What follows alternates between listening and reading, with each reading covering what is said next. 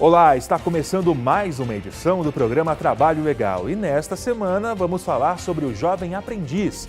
Trata-se de um contrato especial de trabalho com tempo determinado e direcionado aos jovens com idades entre 14 e 24 anos.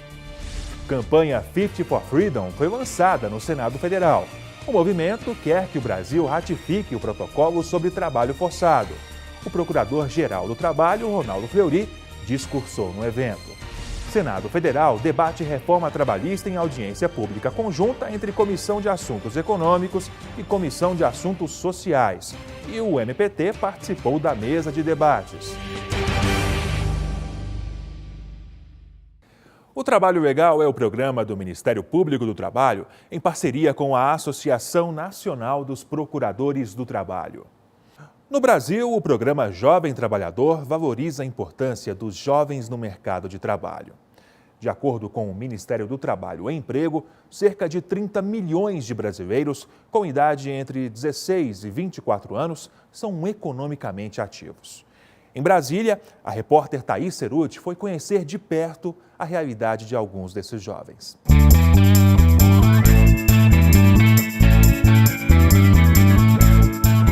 Eu já fui jovem aprendiz, eu entrei no programa com 16 anos. Foi uma grande oportunidade. Eu era estagiária na área de recursos humanos e ganhei paixão pela área, me desenvolvi muito na área e decidi fazer psicologia até pelo contato que eu tive com psicólogas nesse programa. Olha a Érica aí, de jovem aprendiz a psicóloga. Ela é a prova de que ser jovem aprendiz vale a pena. Então, vamos entender como esse programa funciona.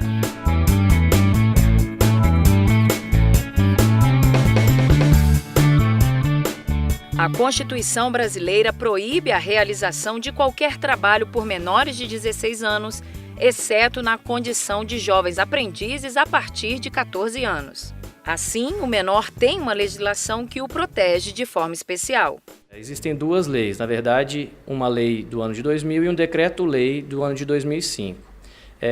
Ambos tratam sobre o jovem aprendiz, sendo que a primeira lei tratava apenas dos jovens aprendizes de 14 a 18 anos. Posteriormente, foi inserido até os 24 anos. Todas as empresas, exceto as microempresas e empresas de pequeno porte, são obrigadas a ter o jovem aprendiz em seu quadro de funcionários, sendo que é limitado em no mínimo 5% e no máximo 15%.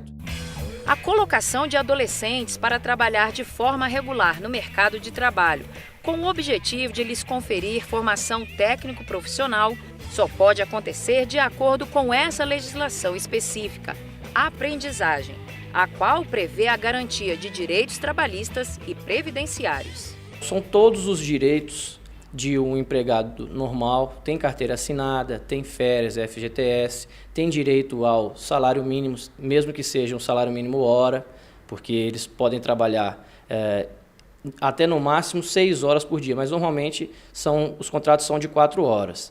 Ressaltar a importância dos jovens no mercado de trabalho valoriza o programa. Contribuem, ajudam e estão se formando como profissionais, como pessoas que agregam, que geram valor para a organização. E é isso, a gente quer ter pessoas aqui que aprendam um trabalho, que aprendam o compromisso de gerar resultado, de contribuir para a indústria brasileira, no nosso caso. Quem já passou pela experiência sabe bem o que é isso. O contato com a prática ele é muito enriquecedor. Eu devo muito ao programa de Jovem Aprendiz, devo muito mesmo. Foi a minha inserção no mercado, né? Embora pareça, como a gente é muito jovem quando a gente entra no programa, parece que não é o início da carreira porque a gente ainda vai ter que se profissionalizar e no futuro é que a gente vai construir a carreira. Quando na verdade não é de fato o início da carreira, né? A gente pega muita coisa que vai levar para o resto da vida. As organizações que apostam no programa participam de perto na preparação desses jovens para o mercado de trabalho. Não pode esquecer que são meninos que estão no seu primeiro trabalho, requerem supervisão. Em cada uma das nossas unidades que estão recebendo esses jovens aprendizes, eles têm um supervisor.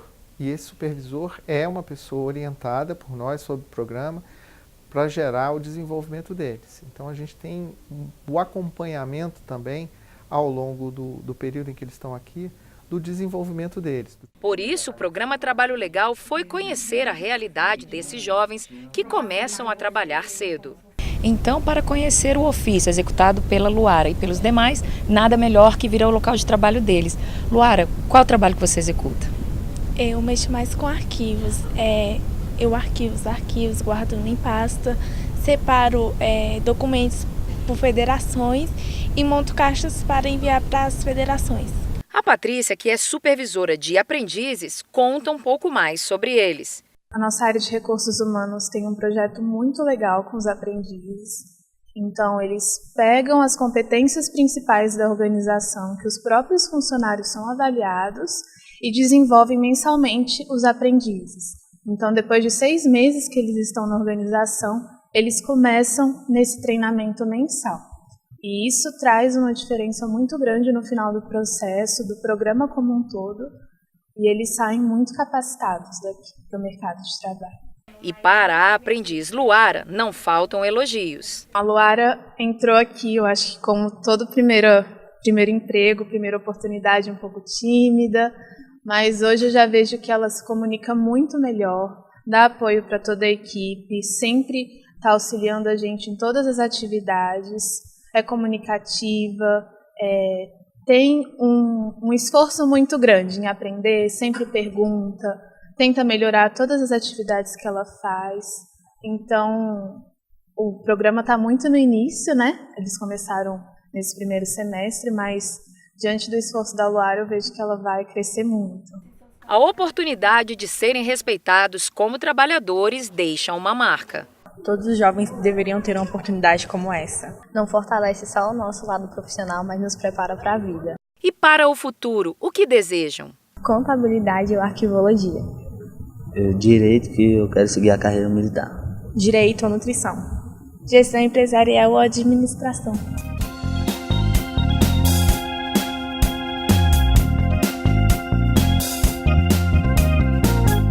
Depois do intervalo, crise econômica atual obriga o brasileiro a ajustar o orçamento doméstico.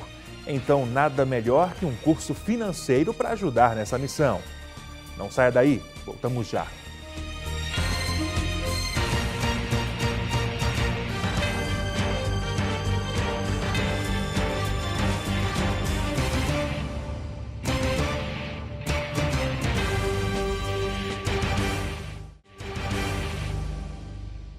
O primeiro Encontro Nacional de Relações do Trabalho discutiu formas para o amadurecimento das relações de trabalho no país. O evento foi voltado para integrantes do movimento sindical de trabalhadores e empregadores, servidores públicos, professores, estudantes e interessados no tema. O Procurador-Geral do Trabalho, Ronaldo Fleury, participou do evento e lembrou que a legislação tem que dar mais proteção ao trabalhador. O Procurador-Geral do Trabalho, Ronaldo Fleury, falou das propostas de mudança na legislação que estão em curso no Congresso Nacional, como a reforma trabalhista. Segundo ele, o projeto retira direitos dos trabalhadores. O procurador lembrou que a relação entre patrões e empregados é desigual. Por isso, a legislação tem que dar mais proteção ao trabalhador. Essa disposição que está no projeto que foi aprovado na Câmara dos Deputados inverte a lógica do direito do trabalho, porque passa a proteger aquele que é mais forte no início da relação. Essa palestra foi durante o primeiro Encontro Nacional de Relações do Trabalho em Brasília, realizado pelo Ministério do Trabalho. Fleury ainda chamou a atenção para outro ponto da reforma trabalhista, o que prevê que a negociação entre patrões e empregados pode se sobrepor à lei. O procurador afirmou que isto é inconstitucional. Além do mais, há tratados internacionais assinados pelo Brasil que proíbem este tipo de acordo. Contraria, por exemplo, a Convenção 98 do OIT, que foi ratificada pelo Brasil, que veda especificamente a prevalência do negociado sobre legislado para retirada de direitos. O Tratado Internacional que versa sobre direitos fundamentais, sobre direito do trabalho, ele tem a natureza de uma norma supralegal, ou seja, está acima da lei ordinária. Então a lei ordinária não poderia flexibilizar as normas previstas em tratados internacionais. Então, sob esse prisma, é inconstitucional essa tentativa de prevalência do negociado sobre o legislado. O diretor do escritório da Organização Internacional do Trabalho no Brasil, Peter Postin, também participou do evento. Ele disse que a organização analisa se as propostas estão de acordo com as convenções internacionais e reforçou o argumento do procurador, ao dizer que a negociação não pode se sobrepor às normas assinadas pelo Brasil junto com outros países. A OIT é um grande advogado da negociação coletiva, mas tem que ser uma negociação que construísse condições acima das previsões legais, né? Isso é um princípio, como também o procurador explicou na sua fala aqui de manhã, que você tem uma hierarquia de princípios legais, né? Você tem a Constituição, você tem os convênios internacionais, você tem a legislação e só depois você tem os acordos coletivos, as convenções e os acordos coletivos. Então, você não tem... É incoerente com essa hierarquia legal de você ter uma negociação coletiva que fica aquém da legislação. O Procurador-Geral do Trabalho também alertou para os riscos do trabalho intermitente previsto na reforma trabalhista. Segundo ele, o trabalhador pode até ficar em dívida com o patrão se não puder trabalhar no dia e horário demandado. Países como Nova Zelândia e Itália aboliram este tipo de contrato. E a Inglaterra já discute a proibição do trabalho intermitente. Ainda segundo Fleury, em países onde houve flexibilização das leis trabalhistas, não foram criadas novas vagas, mas sim vagas já existentes foram precarizadas. Ele argumenta que mudanças na legislação não vão trazer de volta o emprego e contesta a necessidade de modernização da lei, defendida por aqueles que apoiam a reforma. Isso é, na verdade, um retrocesso sem tamanho. A gente fala em modernizar, a gente fala em melhor adequar a proteção dos trabalhadores frente aos excessos dos empregadores. Isso seria modernizar a legislação. Na hora que a gente retira direitos, na hora que a gente permite a precarização do trabalho, nós estamos, na verdade, fazendo uma regressão histórica. Nós estamos, na verdade, retrocedendo nos ganhos, todos os ganhos que, ao longo da história do Brasil, os trabalhadores conquistaram. Em Brasília, o plenário da Comissão de Direitos Humanos do Senado lançou a campanha 50 for Freedom.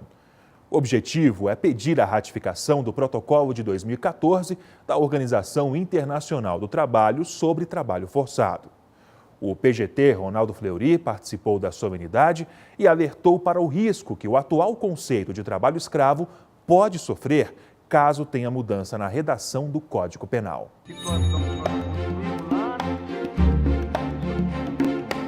A campanha foi lançada na Comissão de Direitos Humanos do Senado em um plenário cheio. 50 for Freedom, em português 50 pela Liberdade, é um movimento que incentiva os países a ratificarem o Protocolo da OIT sobre Trabalho Forçado, de 2014. O nome 50 pela Liberdade se refere à convocação da Organização Internacional do Trabalho para que 50 países ratifiquem o protocolo até 2018. Por enquanto, 13 países assinaram o documento. Ele complementa a Convenção 29 da OIT, de 1930, para reforçar o combate às novas formas de escravidão moderna, aquelas mais complexas e difíceis de serem erradicadas. O protocolo atua em 3 níveis: prevenção, proteção e reabilitação das vítimas. Os países que ratificaram o documento devem garantir que todos os trabalhadores de todos os setores sejam protegidos pela legislação. Eles deverão reforçar a fiscalização do trabalho e de outros serviços que protejam os trabalhadores da exploração. Também devem adotar medidas complementares para educar e informar a população e as comunidades sobre crimes como o tráfico de seres humanos. Além disso, o protocolo garante às vítimas o acesso às ações jurídicas e à indenização, mesmo que elas não residam legalmente no país onde trabalham. No lançamento da campanha, o Procurador-Geral do Trabalho, Ronaldo Gleury, expôs os dados alarmantes do trabalho escravo no Brasil. Desde 2003, 35 mil trabalhadores foram resgatados, 8 mil só no Maranhão. 800 são crianças ou adolescentes, além de 1.800 mulheres. 40% dos resgatados são analfabetos ou semi-analfabetos. Diante desses números, o Procurador-Geral do Trabalho defendeu ser fundamental a ratificação do protocolo. Eu exorto esta Casa, o Congresso Nacional, para que proceda a ratificação do protocolo e, com isso, mantenha o país na liderança, mantenha o país como um bom exemplo para o mundo de um país que admite os seus problemas e que combate os seus problemas. Rafael Ferreira veio contar a própria história e pedir a ratificação do protocolo. Ele trabalhou dos 12 aos 17 anos em uma fazenda de Mato Grosso. Dormia em barracas de lona, bebia água do córrego com os animais e trabalhava o dia inteiro para ganhar R$5. Lá no interior, tem muita gente que vive nessa situação. E hoje, estando a população escutando a minha voz, vai saber o que está acontecendo com o Brasil. Porque se a gente não assinar esse 50 for Freedom, muitos vão voltar a ser escravos. E o que aconteceu comigo eu não quero para o meu pior inimigo. O ministro do Tribunal Superior do Trabalho, Lélio Bentes, pediu urgência ao Congresso na tramitação do pedido de ratificação do protocolo. Antes de começar as discussões entre os parlamentares, é preciso que o Itamaraty envie a proposta ao Congresso Nacional. O Brasil esteve muito presente, foi decisivo nas discussões do protocolo em Genebra, no ano de 2014, e a expectativa, inclusive da comunidade internacional, era que o Brasil já tivesse até ratificado. 13 países já ratificaram, dentre eles Niger, Noruega, Argentina, e não é possível que o Brasil não se some a esse esforço que, como eu já disse, em última análise, teve a participação decisiva do Brasil na sua origem.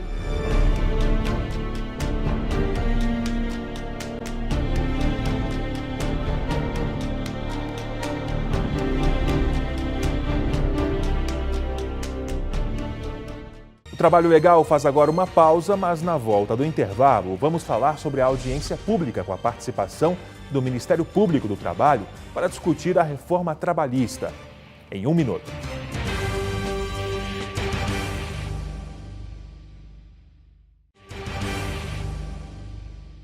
Ajustar o orçamento doméstico nem sempre é tarefa fácil. E com a atual crise econômica, é preciso ficar atento a isso. Pensando assim, o MPT lançou um conjunto de ações de capacitação em educação financeira para ajudar os participantes a colocar as contas em dia. De alguns anos para cá, o brasileiro passou a usar ainda mais a calculadora. Mais de 85% da população se viu obrigada a ajustar o orçamento doméstico devido à crise econômica. E aqui no Ministério Público do Trabalho, é claro, não é diferente. A calculadora está apertada contando as moedinhas. Realmente tem uma dificuldade muito enorme, principalmente decorrente da inflação que a gente viveu recentemente, inflação alta, e ainda mais no caso dos servidores, que a gente não tem reajustes constantes, que não acompanham a inflação. Então qualquer economia que a gente consegue é importante para nós. Em muitos casos, você tem realmente que fazer uma readaptação, né? Você tem que buscar coisas mais econômicas, cortar gastos supérfluos, né? E procurar adequar a realidade, porque a realidade financeira do país acaba, sim, afetando na sua casa, batendo a sua porta da mesma forma. Pensando nisso, o MPT lançou um conjunto de ações de capacitação em educação financeira. A percepção é de que a saúde financeira tem bastante impacto na qualidade de vida no ambiente de trabalho. A gente tem o diagnóstico no nosso conjunto de membros e servidores de um grande problema de endividamento. Não é um fato isolado, isso está, claro, ocorrendo com a população em geral. Então, a partir desse diagnóstico, a gente apresentou o problema. Nós tivemos muitas sugestões de colegas, de servidores, de desenvolver alguma ação no sentido educativo. E para ajudar o servidor público a se reequilibrar financeiramente em momentos de crise, o MPT convidou alguém que entende do assunto. A jornalista e especialista em economia Mara Luque palestrou para os funcionários e alertou para os perigos desse endividamento. Os bancos gostam de emprestar para o servidor público, né? Porque é um risco bom. Por quê? Porque tem estabilidade, porque tem uma renda melhor, enfim. Então, é um cliente que o banco gosta de emprestar. Então, ele vai ser muito assediado para ofertar crédito. Às vezes ele nem precisa, mas o banco vai querer emprestar. O banco quer emprestar para ele. E claro, também deu a receita de como sair dessa situação, mesmo em tempos difíceis. Tempo de crise é o melhor tempo para renegociar a dívida, porque estamos juntos, estamos todo mundo no mesmo barco. Não é um problema de uma pessoa, é um problema de toda uma sociedade que hoje está altamente alavancada, altamente endividada. Os credores sabem disso, e aí vão sentar para renegociar. Agora, tem que ter paciência, tem que ter informação correta e tranquilidade para poder fazer uma boa renegociação. Em geral, a boa renegociação, ela demora a ser fechada. Ela não sai de primeira, não. Ela demora um tempo para ser fechada. A mensagem foi bem absorvida pela Suzana. Agora ela promete ficar mais atenta ao momento econômico do país na hora de organizar o orçamento. Tem dois tipos de despertares nisso.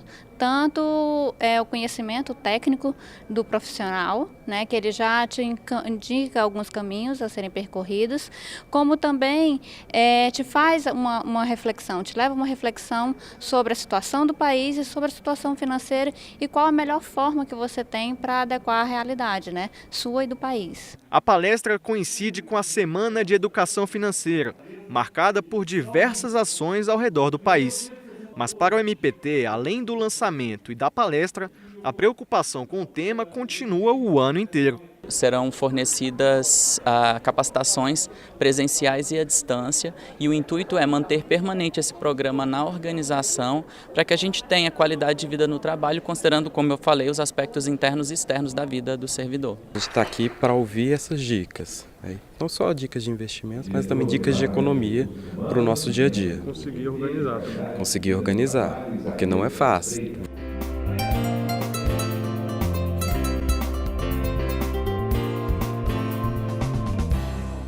O Ministério Público do Trabalho participa de mesa de debate sobre reforma trabalhista no Senado Federal. O encontro aconteceu em audiência pública conjunta entre a Comissão de Assuntos Econômicos e a Comissão de Assuntos Sociais.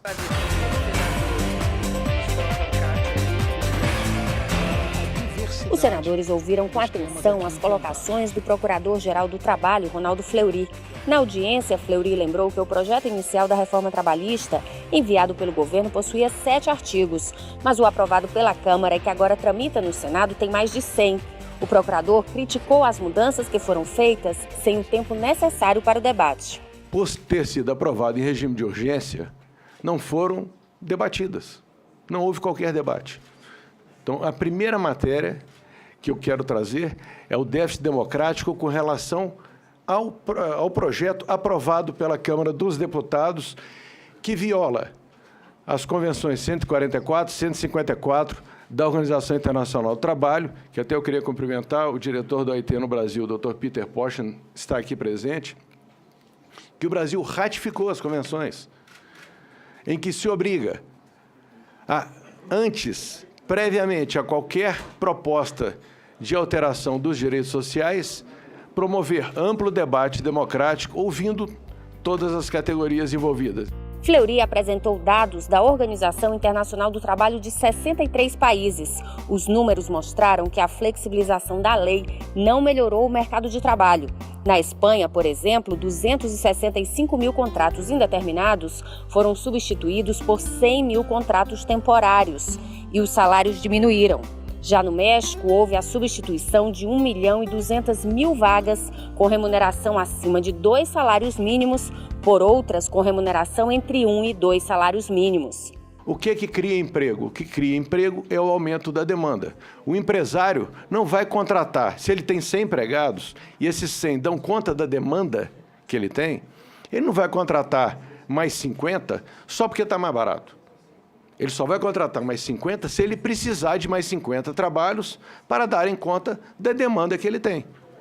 Isso é economia. Eu nunca fui empresário, mas estudei um pouquinho de economia no curso de Direito e eu não me imagino, com o meu dinheiro investido numa empresa, contratar mais gente só porque está barato. Já o presidente do Tribunal Superior do Trabalho, Ives Gandra, defendeu as mudanças na legislação trabalhista, mas reconheceu que há pontos na proposta que precisam ser melhorados. Nós estamos em crise econômica, nós temos um desemprego de 14 milhões de trabalhadores, alguma coisa tem que ser feita.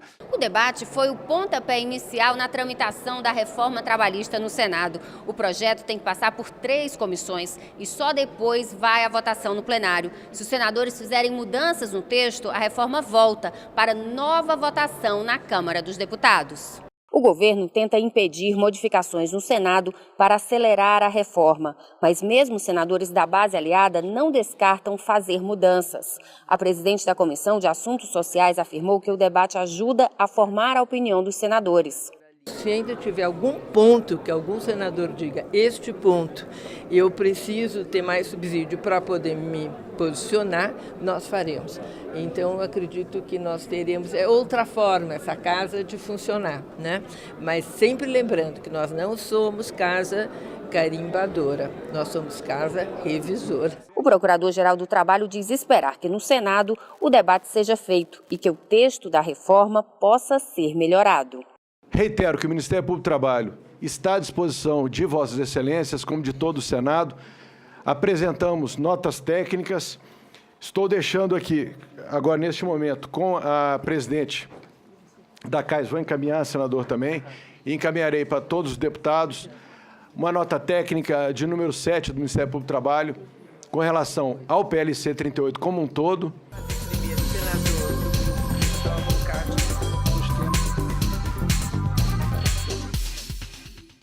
Esta edição vai ficando por aqui, mas antes eu lembro que a sua participação é sempre bem-vinda. trabalholegal.pautas@gmail.com é o nosso contato. Agora, para mais informações sobre o Ministério Público do Trabalho, basta acessar o portal www.mpt.mp.br e também o Facebook ou o canal no YouTube. Uma ótima semana para você e até a próxima!